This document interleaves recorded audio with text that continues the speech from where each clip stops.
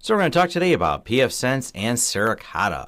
Now, Suricata is a free and open source, well-developed intrusion prevention, intrusion protection system, and it also offers network security monitoring through the offline PCAP file. If you're not familiar with PCAP file, a lot of different systems can post-analyze that. It's basically like a full download and capture of your network traffic. We're going to really just cover setting up Suricata, tuning Suricata, and some of the features in it, getting a little bit more in depth, especially the tuning part, because that's really important to security. If you have too many false positives, you're not really doing any good. You just have a bunch of noise and you didn't improve your situation any in terms of security. Now, the difference between a security prevention system or IDS or IPS systems or whether or not they're active. So you can have an intrusion detection system that basically just creates alerts and reports but does not actively act on it. This can go a step further and do inline prevention, which means alert created blocked IP address that was sending the packets, so you can just drop them. Where this really comes in and where any IDS or IPS system comes in is when you do have ports open, because the firewall simply says, can port 80 be open, for example? Can traffic pass through there? It does not make any assessments of the traffic other than it's destined to port 80, forward it through the firewall to where it goes. That's it. Now, Suricata or any intrusion detection system like Snort or Suricata, they go a step further and look at the arrangement of packets and see if they match certain patterns. For example, a SQL injection attack or some other malformed header information or malformed packets that are coming through the firewall and that need to be broken up and go, okay, this is not the pattern. This is not a standard GET or POST web request. This is asking for something that matches this known threat pattern. Now, that is where these intrusion detection systems really shine. So if you put them to protect your mail server that's behind the firewall, your whatever the services are behind the firewall when you have open ports, this gives you insight into there. Now, in addition to that, you can use this on your internal network interfaces. So the internal facing ones, you can use it to also help determine what's going on inside your network. And you can then find a machine that's doing something else that it can identify the traffic and go, that machine's doing something that matches these patterns. So, you may have a bad computer, bad actor on your network internally and start the tracing process from there. So Suricata lets you do that. So you both can look at the external threats and the internal threats. Now, of course, even if you're not blocking any ports, the internal threats can be an important reason to do this. And there's facilities in here by which you can block these things. So let's start taking a look at the system. I've already got it installed.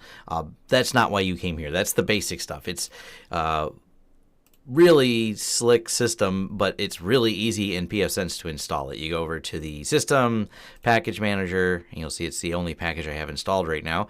When I set up my demo systems, I usually just do a complete reset, fully load it, and load just the things we're going to talk about, unless I'm stacking something together. So here it is, do the one-click install. Then you go over here to services where it shows up. Go to Suricata. There's no interfaces set up already. Go to the global settings and turn on a couple rules, and then go to updates and hit update. And we're going to force it to update right this minute. So we have all the rules. Now, the rules I have in here, I have the ET open source Suricata rules for coverage, which is a little bit more limited than the ET Pro. When we have the ET Pro over here, right here, I don't like the fact that receive a complimentary trial or demo. I don't know, please give me some pricing without me, signing up for your newsletter. Snort's a little more open. They have, rules, and they have prices for these rules that you get. Suricata is an open source product, but the real it's just a framework. All the workhorse is the rules. The rules are the sauce that make this thing work. And these rules are put together by groups of security researchers, and they're non-arbitrary. This is a lot of work keeping up with these rules. So they have, you can get the rules 30 days faster here with the personal, $3.99 for business and a per sensor basis, and you do have to call for pricing for some of their larger packages, but it's a good system, and when you're funding not just the product but the security researchers that put together the sauce that makes this thing understand vulnerabilities, because there's a lot of time that goes into understanding packet rules and looking for threats and understanding what these malformed packets do, so this can then follow through and understand that as well. So I'm just using the free rules for demonstration. I imagine a lot of you are doing this at home, but if you're doing it for business, it's not hard to do. If you have the paid subscriber rules, you simply can throw in the file name. You can throw in your Oink Master code. Same with the ET Pro. Just there's your subscription configuration. So you sign up for an account. They give you a subscription number, and away you're in.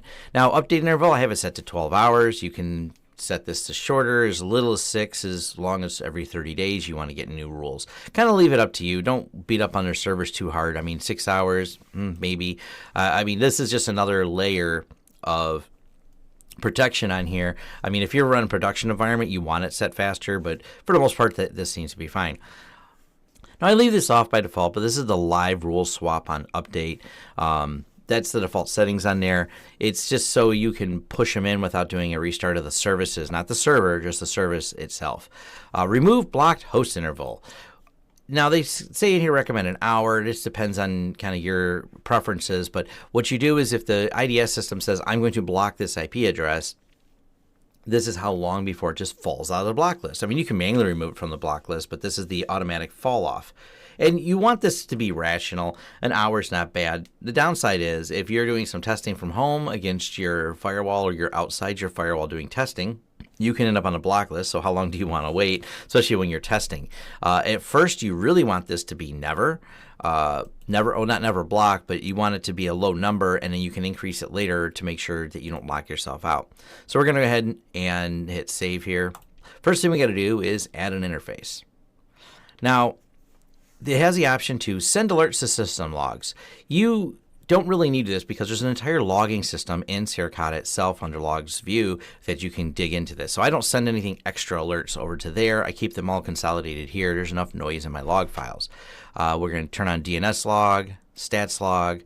It's up to you. The statistics can be appended when you're restarting it. You can default not check that, personal preference.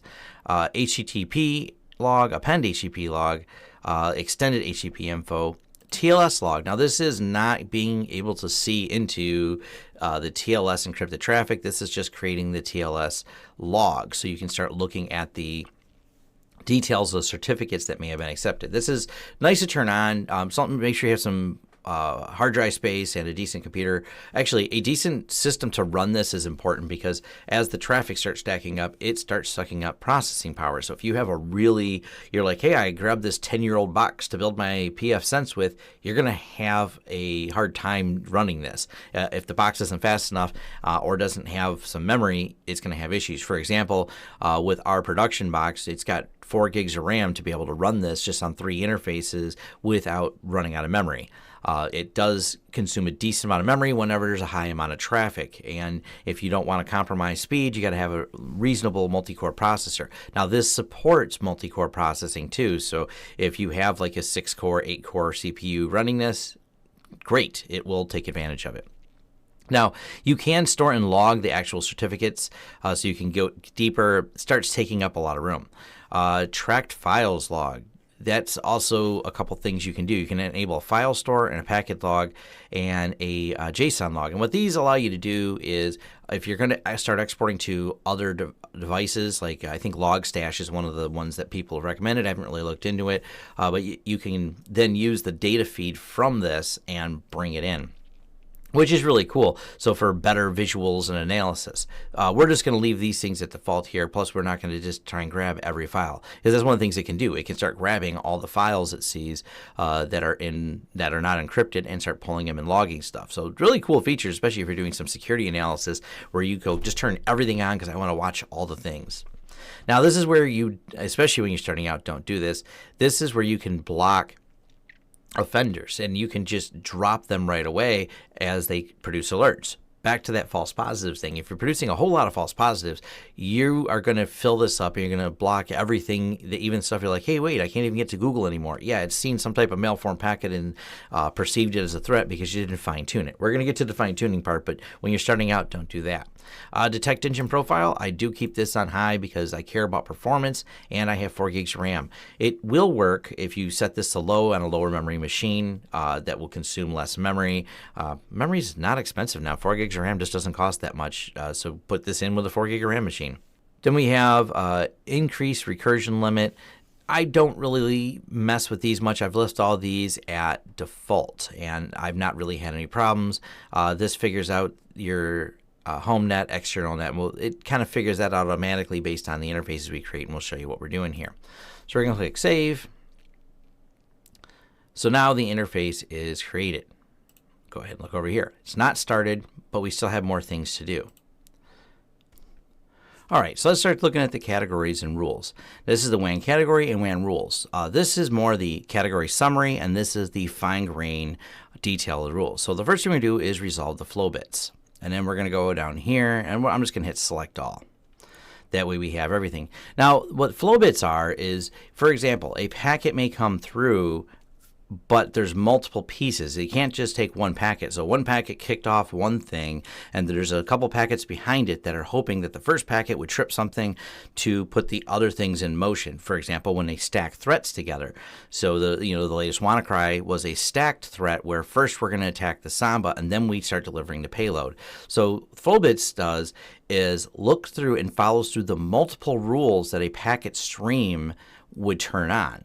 And it's kind of slick because what you're seeing is the whole stream of it and says, okay, it hits this rule, this rule, and this rule. So now we can perceive this as a stacked alert and do that. So this is a great thing to have turned on is the flow bits. So we're going to save. Oh, and I selected all for the other rules. This is that fine-grained control I was talking about where you can start seeing here, and then you can actually click it and it jumps to that segment of the rules under the WAN rules. Now, let's look at the categories real quick. You may or may not want all these categories. This is kind of self-preference. I mean, some people are like, I just want all the things because it'll protect me from everything. It'll actually drive you crazy. It will not just protect you, but it'll also cause all kinds of tuning. It's harder to tune a system that has everything enabled because you may say, I don't mind some of the chat rules because, for example, I notice it flags any of the chat things going across the network. Same thing goes with P2P rules. You're like, hold on, I use torrent for things. But if you have all the P2P rules on there, it's going to start flagging them. And it'll even tell you things like policy rules. Then we have game rules. You may have a problem with games being on your network, or you go, wait a minute, I don't care that a user had a flag. This is flagging like BattleNet, received whisper message. I mean, it's just great if you have a corporate network and you go, I don't want anything on this network, and you can start just blocking everything. There ain't no one playing games. But especially for home users, if you check all these and then turn on blocking, you're going to find out that your network is really secure because it won't do anything. You'll just like, wait, I can't play my games and I can't watch my Netflix. So you do have to kind of fine tune all these rules. And I'll show you later the rules that I'm using in my network that seem to be pretty good about blocking things without overdoing it because, well, I do use torrent here. This is how we download even the latest ISOs for different things. So you don't want to go crazy with all these rule sets. But hey, for fun and getting this started, we're going to go ahead and do this. So like I said, this is your fine-grained one and the custom rules and the auto flowbook rules. These will start showing up when we turn the interface on. There's more fine-tuning you can do for bind to addresses. Everything's fine for me. I've not had a problem running it all stock, but if you have some special use case, you can go through and start doing this. Maybe if you get into a very large corporate environment with gigabit speeds and a fiber connection, there might be some tuning that needs to be done. That goes beyond the scope of this talk here. This is also different UDP parsers. You can turn off functionality. I mean, they give you a lot without dropping to adding anything custom pass-through to the settings. You can tune a lot of different things in here. And they have little recommendations for things like that for the different, global memcap limit. You can also add different variables to these in case you want to really get specific on a few things. Now, it does support the Barnier 2, as in you can send this to, I'll turn to show you it to unblocks these and enable MySQL logging. You can take all the data and then push it to another system. Now, there's plenty of systems out there that support capture, a lot of paid ones that can create help dashboards. And especially if you're in a multi-firewall environment or you're managing a series of sites, you can then consolidate all your threats across those sites or across those firewalls and endpoints to kind of build a picture of what's going on in your network. And use IP reputation list default is not checked, which is actually wrong because the default is checked. notice that it says that, but anyways, this is just more, you can assign categories and IP reputation lists. So let's get back to turning on the interface. Go ahead and click Start. All right, now all the settings that we put in for there, we didn't get too detailed. We pretty much just hit Select All. But one of the really cool things is if you're configuring multiple LAN, multiple WAN interfaces, and you do a lot of customization, easy way to duplicate that customization is just to go here. And what it did, it found the next interface. The only interface I have here is LAN, and literally all the same options I checked are now applied to this interface. Kind of a nice feature when you have multiple, because I configured my LAN slightly differently than I configured my WAN. I have more rules turned on, but no blocking on my LAN. It's more for analysis. So once I configured one of my LANs, we have more than one. I just duplicated it over to the other one. And start the interface. One nice thing to note is if you don't have enough memory, and I didn't at first when I was playing with this in the demo, you start loading it up. It kills it gracefully. It just says, wow, you ran out of memory, so we're just going to stop this service from running. So it's kind of interesting that it does that. It's nice because it doesn't crash or lock up the firewall. It goes, whoop, you just kind of ran out of memory, so we're going to turn it off. I've got 4 gigs allocated to this in VirtualBox to alleviate those problems. All right, so let's see what it's doing. And we've right away started creating alerts. And what it's doing is looking at different things that are going across the network and saying, hey, this looks like a BitTorrent ping, private, even right here. Potential corporate privacy violation. This is just different things it's seeing running on the network and calls that are going out. So let's go ahead and make some noise on a network. And I'm downloading a new copy of the Tails. I might do another new demo next. I have a new release. And let's go ahead and let it turn this on and see what kind of noise this makes on a network that causes the system to start bugging me. All right, now we're generating some traffic. And this will also make the CPU jump up because it's got a lot of packets to sort through. Torrents are kind of good for load testing on servers because the volume of packets they generate, not just the speed at which you may be downloading really fast, but they also generate generally a lot of noise on the network for the system to take a look at. So we'll look at the LAN side, and it's seeing all kinds of fun stuff going on. So it sees mine going to here. Apparently this is in the threat intelligence, poor reputation, out of window. You just start getting all kinds. Now the decode series of commands, apparently there's some things in here that Suricata finds suspicious, but after doing some reading, it turns out are within the rights of the protocol, but maybe uncommonly used, and maybe things like P2P software uses that. So because of that, it starts creating even more false positives. And I'll show you how we start mitigating these here in just a second. So here's the WAN side, and it's filling up pretty fast with all kinds of things. Now, right now, we've got so much noise just on this Suricata UDP v4 invalid checksum, and we want to eliminate that. So this is where the fine tuning comes in. So we're on the WAN side, and you can tune it the same way, WAN or LAN or any interface side. And what we have here is this little X. And this is the force disable this rule and remove it from the current rule set. This is pretty slick because there's a couple options here. We can suppress this rule, add to suppress list, which means don't tell me about it anymore, or turn the rule off that's flagging it. So the suppress list is going to add it by IP address so we can ignore something. Also, this right here is to resolve the host so we can figure out where it is. So ns1.pfmechanics.com, wherever that's going, invalid checksum. So we're going to go ahead and do this, and we're going to get rid of all the invalid checksums. Whoop, it was refreshing at the same time, so we click this. All right, now the state for rule, and it's got the rule has been modified, lively rule, no suit, wait 15 seconds before toggling additional rules. This is really slick because what it's doing is live reloading rules. You don't have to restart the service, and it can then push them in, and now we're going to look at what that rule looks like now. They're yellow. What that means is you've already done it. You can click again, and you can say, whoops, I didn't mean to do that, and I want to turn that rule back on. And this allows you to quit and start fine-tuning and making sure that this doesn't come through anymore. So now it won't generate any more alerts for that particular rule.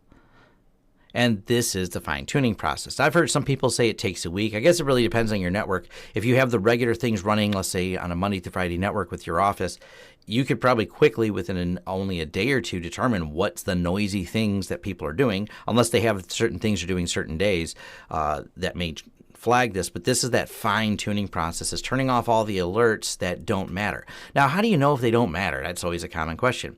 That's actually pretty easy because Google, you right-click and do a search for Google. Yeah, it's that simple. And you can start running through the forums. You can start going, drop all going traffic, taming the beast, a blueprint. Now, this is cool. Someone wrote some of these here of things you can do.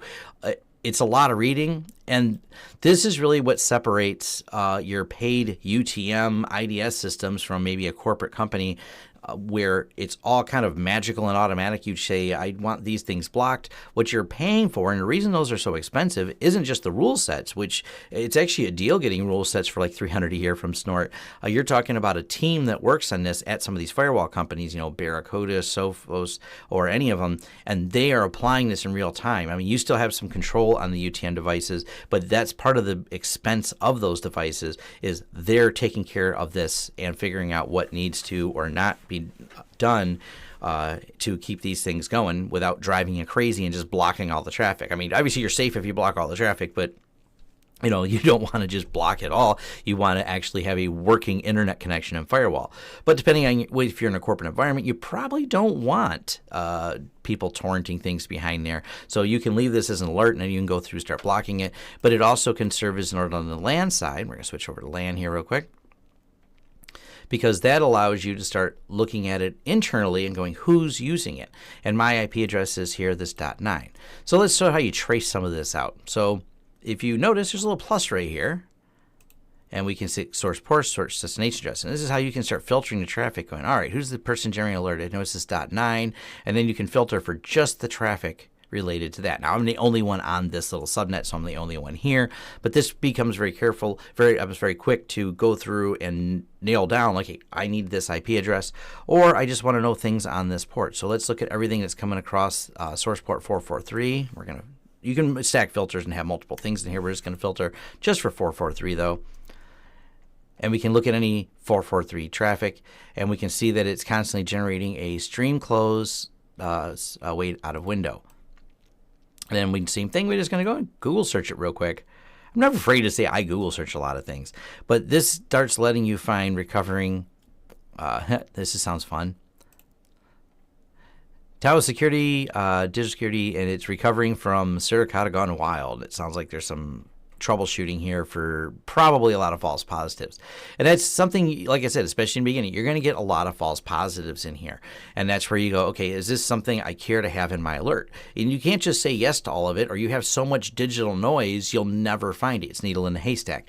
You want to figure out, these are the things that I want to allow on my network. I'm going to go ahead and suppress them. And then that way, when something is in the alerts, it's something you should be concerned with. This is the most important thing for an IDS. This is also why at the beginning I said, don't just block everything. You're going to have a bad time if you do that because you'll end up shutting down all your services. So that's kind of the overview for a lot of that functionality. Now let's look at the log view for each one. So WAN LAN, this is where I talk about you don't need to push things over to the logging inside of here because this is the logs facility for it. So here's the actual alerts log kind of in the raw, and it has the file path for it. So you can start looking at the raw logs here. DNS resolve log here, so you can see what was looked up. And it's kind of fun. I mean, you can start dumping these into different tools and start parsing them and go, okay, what's being looked up on here? We don't have the files log, HTTP log, which nothing, I guess we didn't do anything HTTP. So stats log, so you can start looking at statistics for what was gone through in here. So it's pretty cool. What was checked, flow queues. The Suricata engine itself log, so you can find out what was done with Suricata as you reloaded, or error codes that come in here, so you can kind of start going through here. Something else I'm going to point out, though. Now, we're just going to run an apt-get update. Oh, details. So we did this, and then we're going to go ahead and see if there's any other upgrades to the system. Okay, nothing new, nothing to install. So we did that real quick. Let me see. That should have showed up, and we'll look in the LAN side real quick, and we'll look into HTTP logs, and you can see what it just did. It went to the HTTP GET protocols were, because that went over a standard, not an SSL connection, so you can see into what was actually grabbed there. So now we have something in the HTTP log. This also, if I'm not mistaken, generates an alert. Yes. It even alerts the fact that I did a user agent outbound likely related to package management. Once again, not suspicious traffic, but still generated alerts, and it generated a lot of alerts. All those alerts is just from one single computer. So obviously with even my own network, when I turned this Suricata on and was fine tuning it, this is why I just didn't turn everything on, because I have several Linux servers that are, checking for daily security updates and applying them. I can't have that blocked. I mean, if you're not thinking about it and you have it on the block list, next thing you know, I've literally insecured my network by stopping updates to my servers because this decided to flag it. So if you're not watching this and you turned on blocking right away, like I said, you can actually end up insecuring your own network. So that's something to think about. And of course, I would then go, well, let's add this to the don't bother it. Now, the other side of this, so let's go over to the LAN side. And something else you can do, going, I'm fine if it goes to this server. So let's see where this server is. This is the 9.1 server, so we'll click this. And it's a canonical server. So, I like canonical. Let's go ahead and add them to the suppress list. So we click this. And it's an entry, suppress, gen ID, sig, blah, blah, blah. Well, let's look at what that actually looks like. What these are is this is the LAN suppress list. It'll also generate one automatically for the LAN, for the WAN, and then you can edit these rules. And they're plain text, so to speak. My auto spell thinks things are spelled wrong or not grammatically correct. That's my Grammarly plugin.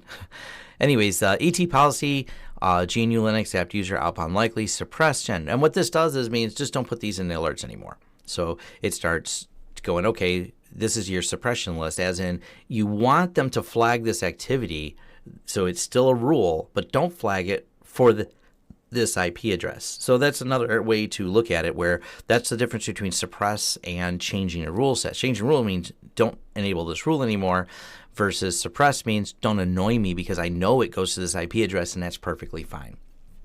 So kind of give you an idea how that works. So back to the interface list and look at the WAN categories and rules. Like I said, here's all the rules that are enabled that are generating that. And let's see, let's turn on blocking just to show you what it looks like. Automatically blocked. Now, that actually has a couple different modes of inline mode, and it has to do with whether or not there's a functionality. I believe some of the high-end network cards have it. I'm not even going to bother trying it because I'm running this in a VirtualBox session that it'll work, but it's basically how it does that on there. So we're going to go ahead and hit save, and so we can start blocking things and showing you how the block list works. Here's a quick look at the block list on a production machine. You can see the IPs that are being blocked. They fell into threat reputation problems or whatever. And oh, look, it's somewhere in I think it's Denmark. So you can quickly look up where the IPs. It works much the same. And you can see what got blocked. If you want to remove them from the block list, you can just click this and remove them. Save, refresh, download the block list. And it's a really straightforward and simple, not too big of a deal. I don't think it's really easy to do to manage a block list on here. And like I said, you can also suppress to keep them in a whitelist because maybe something you really like keeps getting blocked for one reason or another, but you want to keep the rule on. And these fall off based on those rules we talked about earlier for how long before they automatically just fall off the block list. And having it tuned means only things on here for the most part I don't worry about. There are things that I have poor intelligence or poor reputation. I want them blocked. So back to the other machine. It's hard to show you what the block list looks like on a demo machine, so this is my actual production facing the outside network. All right, we'll go ahead and do this ycar.org, so we'll do this. And what these are is ycar.org is just for testing. But you can see what it logged right away. So that's me going to the ycar website, and here's your shellcode common, heap, spray, sting, so you can look at what these are. But these are each simulated attacks that I was just doing, and you can see it right away generated. So here's the shell execute function, ET current events, ET exploit possible Internet Explorer VB. That's one of the ones I did click on. But you can see how it generated all these. Let's look on the LAN side. And we kind of have the same thing. It sees it on the LAN side, so we can, start tracing it down and where all this data was going back and forth. So let's close all this wonderful stuff that I got open and show you my production environment and how I'm fine-tuning it a little bit differently there and what rules I have turned on. So here's our firewall and some of the things that we have turned on for in our WAN categories. Now, because we are a retail store for one and a business MSP, if we turn all these on, I learned that every sensor we have just flags it and causes some problems. I didn't feel like tuning everything, so I turned it down a little bit and came up with the ones that I feel generate alerts that are very valid. And we're also, by the way, using PF blocker. So that actually keeps this down quite a bit. But this adds IPs that are on bad lists to like known attack sources to this list. So things that are coming in, because we do have some ports open on our firewall. For example, we use Screen Connect locally hosted. So when things are hitting my web server, it helps take and add another layer of shielding, so to speak, on there. So the rules that we're using is emerging attack response, the botcc rules, CI Army, emerging compromise, current event rules, denial of service, deshield, exploit, malware, malvertisers, Trojan rules, and worm rules. I found these to be good enough to kind of view what's going on. And I also am still using the flow bits like I talked to before. Now, generally speaking, there's very few alerts or blocks that I'm running into in our system. And it only took me, a couple days of tuning for our network during normal business usage. Started like a Monday. By Wednesday or Thursday, I feel as though I had it pretty well tuned without too many things getting blocked. It also has noticed some different attacks from different places, but most of the time it's reputation management stuff that's in there. Let's see if there's anything in the logs right now. A couple things. So deshield block listed source group. And it almost always, if I look at these IP addresses, apparently this one is scan11k shadowserver.org. And I can look up what shadowserver.org is maybe later. But I kind of like this little, DNS lookup you can do to maybe, if they have listed something that is. I'm kind of curious, what is shadow server? So apparently shadow server is a place that gathers intelligence. Now, this is where it gets kind of fuzzy. Should I let them on there? But they're saying basically they were scanning miscellaneous attack, and they're actually probing for attacks. So you can see with these things in here, listed source group 1, and active threat intelligence, poor reputation, group 14. What these generally are is just places to start probing and scanning. And you can see what ports they're looking at. Sorry, I had to blur some of this out. But you can see what ports they're looking at on each one of my public-facing IP addresses.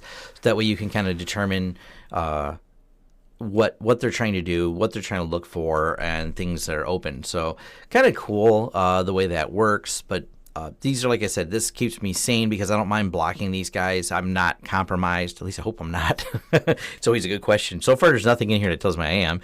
But this is where, like I said, doing this narrower list of services helps you quite a bit in doing this. So you're not going insane trying to sort everything out. So that's it for intrusion detection with Suricata. I'm sure there's things maybe I didn't cover. There's so much more to it. Like maybe I will get into some of the how to export to third parties and set that up. It's on my to-do list because I'd like to have a cool dashboard for all this rather than looking at it from just a log standpoint. But it works really well. I've been happy with it. The performance of it's good. Our pfSense box, in case you're wondering, spec-wise, we're running the it was an AMD X4, so 4-core 840 processor. People ask sometimes why I built it that way. I'm like, I had it. We had one of these laying around with 4 gigs of RAM in it, and that is able. We have a 50 meg circuit. We host behind it. We occasionally torrent behind it for different downloads and things, and we also have in here several other services running, for example, OpenVPN and NTOP, and it handles this fine with 4 gigs of RAM. So it's not like it's a super high-end machine. but it's good. It's definitely good enough and fast enough to do this with 4 gigs RAM. We do run it all on a solid state because I like things booting up instantly, and we are using that Intel network card.